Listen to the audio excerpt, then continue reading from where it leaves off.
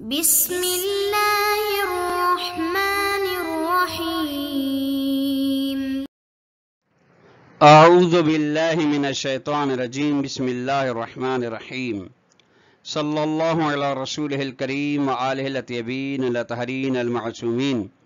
السلام علیکم ورحمۃ اللہ وبرکاتہ۔ طلاب کرام عزیز، کیسے ہیں؟ امید کرتے ہیں آپ خیر و عافیت سے ہوں گے۔ دروس فی علم الاصول حلقہ ثالث کا سبق نمبر 168 آغاز کر رہے ہیں، جس میں عنوان قرار دیا گیا کتاب کی عبارت وقد واجہ الاصولیون ہونا مشکلت اجتماع الامر والنہی سے لے کر غیر ان العقل یحکم باللزوم تک۔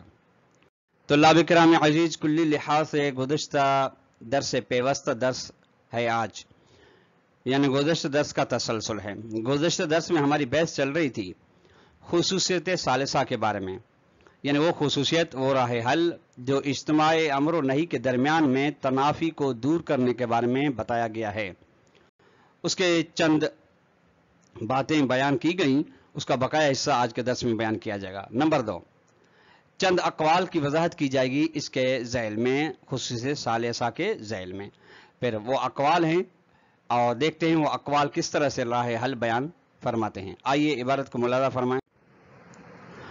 وقد واجہ الاصولیون ہونا مشکلت اجتماع الامر والنہی من ناحیت اخری فی المقام۔ شہید صدر فرماتے ہیں علماء اصولیین بتحقیق متوجہ ہیں یہاں پر ایک مشکل سے، جو کہ اجتماع امر و نہی کی مشکل ہے، لیکن ایک اور لحاظ سے ان کو ایک مشکل نظر آئی ہے۔ وحاصلها، اس مشکل کا حل، خلاصہ یہ ہے کہ انہ قد افترض کون الخروج مقدمتا لتخلص الواجب من الغصب، کہ فرض یہ کیا گیا ہے خروج یعنی مکان غصبی سے خارج ہونا، باہر نکلنا، یہ مقدمہ ہے اس بات کا کہ آپ جو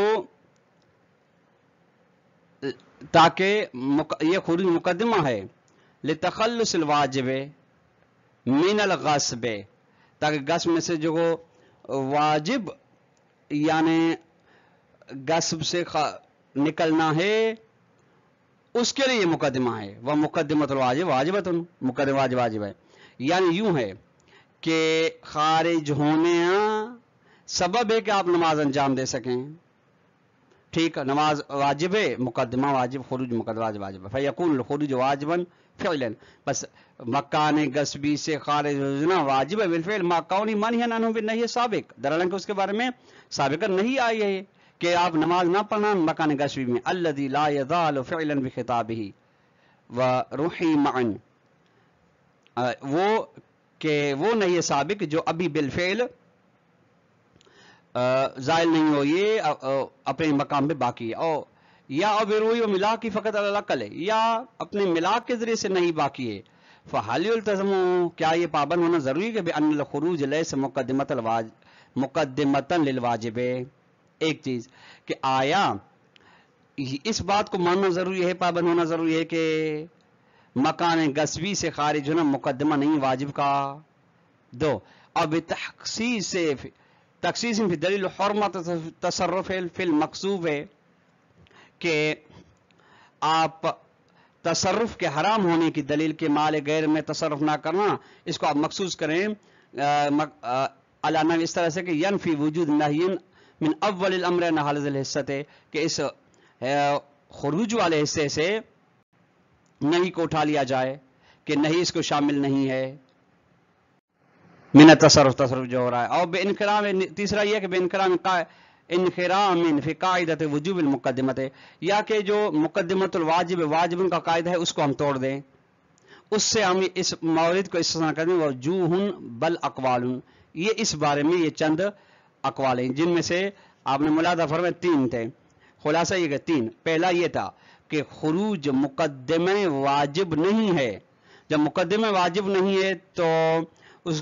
یہ خروج نہ واجب کے ساتھ متصف ہوگا، نہ یہ معمول بھی ہوگا، یعنی نہ اس کے بارے میں امر آئے گا کہ آپ پر خارج ہونا واجب ہو۔ دوسرا قول حرمت تصرف مکان غصبی میں مخصوص ہے غصب دخولی کے ساتھ، یعنی آپ کے لیے داخل ہونا حرام ہے، داخل ہونا حرام ہے، غصب خروجی کے ساتھ یہ حرمت تعلق نہیں ہے اس کا، یعنی شروع سے ہی غصب خروجی کے لیے نہیں آئی ہے. ٹھیک.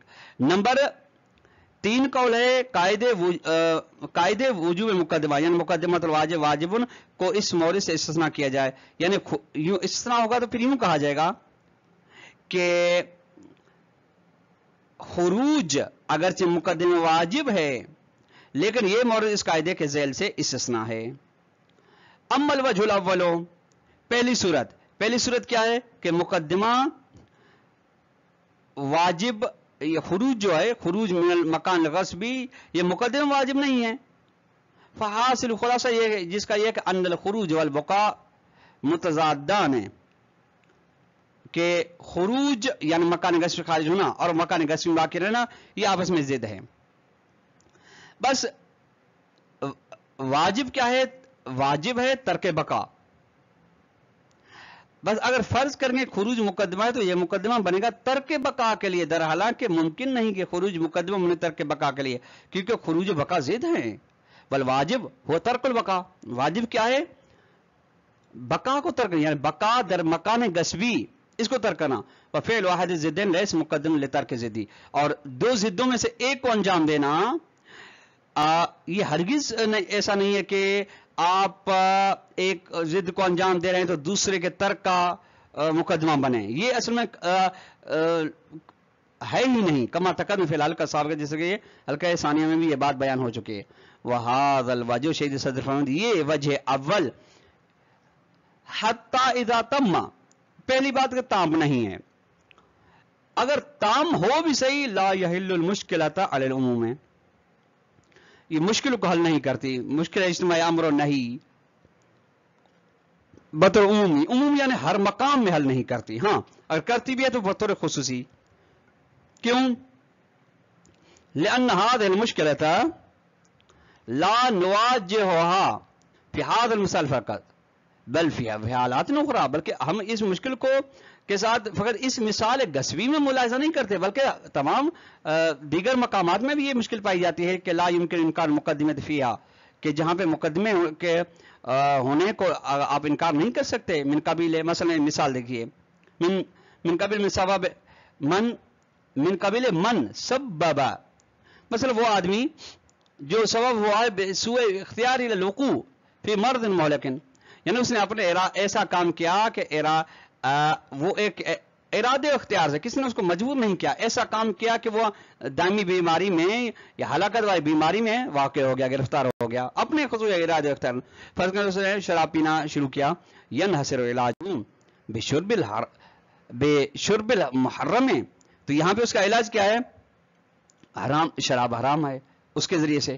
فإن مقدمیت الشرب فی هذه الحالة واجب، بس علاج واجب ہے، ہلاکت سے اس کو بچنا واجب ہے جو موقوف ہے شراب پر، شرب شراب پر. بس شرب شراب مقدمہ ایسا اصل نہیں، اور اس کے مقدمہ واضح ہے. وَأَمَّا الْوَجْهُ الثَّانِي، دوسری صورت تھی کہ حرمت تصرف مکان غصبی جو داخل ہونا مخصوص ہے، خارج ہونے کے ساتھ نہیں، اس کا تعلق نہیں. فلا يمكن الاخذ به، اس وجہ کو بھی ہم یا اس قول کو بھی نہیں لے سکتے، الا کر سکتے قیام البرہان، قیام برہان علی تخصیص المذکور ہے بتعظیم حل آخر المشکل، جب تک برہان قائم نہیں ہوتا کہ یہ تخصیص یعنی مخصوص ہونے پر کہ حرمت مخصوص ہے اس مکان کے ساتھ، مکان غصبی کے اس حصے کے ساتھ. وَأَمَّا الْوَجْهُ الثَّالِثُ، تیسری جو صورت ہے، تیسرا قول فهو المتعین. تیسرا قول کیا تھا؟ وہ کہ مقدمۃ الواجب واجب کے قاعدے سے اس کو ہم استثناء کریں. فهو المتعین، پہلا اور دوسرا جب باطل ہو تو تیسرا معین ہے. وذالک، اور وہ یوں ہے کہ بین یقال بان المقدمۃ من ناحیۃ انقسام الی فرد مباح و فرد محرم علی اقسام، کہ مقدمہ اس لحاظ سے مقدمہ کے دو مصداق ہیں، ایک مصداق حرام، ایک مصداق مباح علی اقسام. اس کے پھر اس کی چند اقسام بیان کی گئی ہیں اس مقدمے کی. احدها، اس کی پہلی قسم جو ہے یعنی 3 اقسام کو یہاں پہ بیان کیا گیا اس کے ان تکون مقدمہ منقسمۃ الی فردین من هذا القبیل یعنی حرام و مباح میں سے ایک. مثلا یوں آپ فرض کر لیں کہ اس کے اوپر واجب حج ہے. حج کے لیے طے مسافت یعنی راستہ مقدمہ ہے راستے سے جانا. اب راستے ہیں 2 ایک حرام ایک مباح. تو یہاں پہ عقل تقاضا کرتی ہے کہ حرام جو غصبی راستہ ہے اس سے یہ مکلف نہ جائے. وفی هذه الحالت يتجه الوجوب الغیر نحو غیر المحرم خاصۃ اور اس صورت میں وجوب غیر متوجہ ہوتا ہے غیر حرام یعنی مباح کی جانب. کیوں؟ لأن الملازمۃ التي يدرك العقل لا تقتضي اکثر من ذلك چونکہ ملازمہ جس کو عقل درک کرتی ہے بین واجب اور اس کے مقدمے کے درمیان اس سے بیشتر کو تقاضا نہیں کرتی. ثانیہ دوسرا یہ ہے کہ ان تکون منحصرۃ مقدمہ منحصر ہو اساساً یعنی اساساً بدون دخل المکلف ذلك یعنی مکلف کو کوئی دخالت نہیں ہے. ایسا نہیں کہ مکلف نے اس کو منحصر کر دیا ہو. نہیں. کہاں پہ منحصر ہو؟ فی الفرد المحرم یعنی مباح اس کا ہے ہی نہیں ہے ہی حرام ہے ہی غصبی. لازم تصرف در مال غیر لازم آ رہا ہے تو وفی هذه الحالت یتجه الوجوب الغیر نحو الفرد المحرم جب راستہ ہی ایک ہے فرد حرام کا مقدم حرام کا تو وجوب غیری متوجہ ہوگا فرد حرام کی جانب. اذا کان الوجوب نفسی اہم من حرمت ہے لیکن شرط یہ ہے کہ جب واجب نفسی اہم ہو اس کی حرمت سے وتسقط الحرمت وہی لازم. تو یہاں پہ جو فرد مقدمے کے اندر حرمت پائی جا رہی تھی وہ حرمت ساقط ہو جائے گی. جب حرمت ساقط ہو جائے گی تو وجوب غیری اس پر آ جائے گا. ثالثھا تیسرا یہ ہے کہ ان تکون منقسمۃ اساسا فرد مباح و فرد محرم کہ بنیادی طور پر تقسیم ہوتا ہے مقدمہ ایک مصداق مباح اور مصداق حرام کی جانب غیر. لیکن ان المکلف عجز نفسه بسوء اختیار عن الفرد المباح لیکن مکلف نے خود کو عاجز کر دیا ہے مباح کے انجام دینے سے اپنے اختیار و ارادے. یعنی فرض کرو اس کے پاس پانی تھا ٹھیک ایک پانی اس کے پاس غصبی ایک پانی اس کے پاس مباح پانی کو اس نے گرا دیا ضائع کیا اور اس کو پتا ہے کہ اس کے بعد مجھے مباح پانی نہیں ملے گا جان بوجھ کے اس کو ضائع کیا تو اس کے بعد فقط اور فقط حرام پانی جا کے بچتا ہے. وفی هذه الحالت اس صورت میں یدرک العقل عقل درک کرتی ہے کہ ان الانحصار فی الفرد المحرم غیر مسوغ للتوجہ الوجوب الغیر نحو. عقل یہ کہتے منحصر ہے فرد حرام میں کہ یہ عقل درک کرتی ہے کہ منحصر ہونا فرد حرام میں یہ جواز نہیں بناتا کہ لتوجہ الوجوب الغیر وجوب غیر متوجہ ہونا ہوا اس کی جانب مادام بسوء الاختیار جب تک اس نے یہ کام اپنے ارادے کے غلط استعمال کی وجہ سے کیا. بس فالفرد المحرم یذل بس جو مصداق کے مقدمے کا مصداق حرام ہے وہ ثابت ہے علامہ ہوا علیہ من الحرمت ہے یعنی اپنی حرمت کے حالت پر باقی ہے. وَيَكُونُ تَعْجِيزُ الْمُكَلَّفِ نَفْسُ الْفَرْدِ الْمُبَاحِ مِنَ الْمُقَدِّمَةِ اور جو مکلف نے خود کو عاجز بنا دیا فرد مباح سے یعنی اس کو پانی کو ضائع کیا مقدمے سے ما بقائے فرد محرم علی حرمت ہی در حالانکہ فرد حرام فرض کا راستہ غصبی یا پانی غصبی باقی ہے اپنی حرمت پر تعجیز لہو شرعن لتیان بدل مقدمے. اب اس کو عاجز بنا کے نماز کو ادا نہ کر سے اب اس کو عاجز بنا رہا ہے کہ اب کیسے انجام دے سکتا ہے حج کو.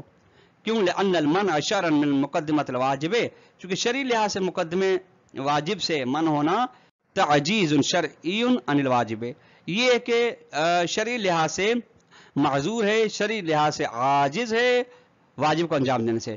ولما کان هذا تعجیز حاصل بسوء اختیار المکلف جس طرح کی یہی مثال ہماری مثال راستے والی مثال اس میں پانی والی میں اور راستے والی میں جب مکلف کا عاجز ہونا اس کے اپنے ارادے اختیار کی وجہ سے سوء ارادے اختیار کی وجہ سے ہو تو فیسقط الخطاب المتکلف للامر بدل مقدمۃ القول المشہور ہے تو خطاب ساکت ہو جاتا ہے. کون سا خطاب؟ جس کے اندر موجود ہے ذیل مقدمے کے بارے میں نماز کے بارے میں وہ خطاب ہے. اب یعنی صلے کا اس کے اوپر حکم ہی نہیں قول مشہور کہتے ہیں دون الاقابت ہے ساکت خطاب ساکت ہوتا ہے عقاب ساکت نہیں ہوتا چونکہ اپنے اس نے سوء اختیار سے کیا لہذا اس کو سزا ملے گی.